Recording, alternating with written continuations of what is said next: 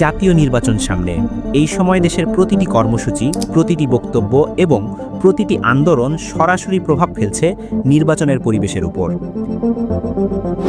ন্যায় বিচার, দাবি বা অসন্তোষ সবই গণতান্ত্রিক অধিকার, কিন্তু সেই অধিকার প্রয়োগ এমনভাবে হওয়া উচিত নয় যাতে ভোটের পরিবেশ বিঘ্নিত হয়, যাতে সাধারণ মানুষের মধ্যে ভয় বা অনিশ্চয়তা তৈরি হয়।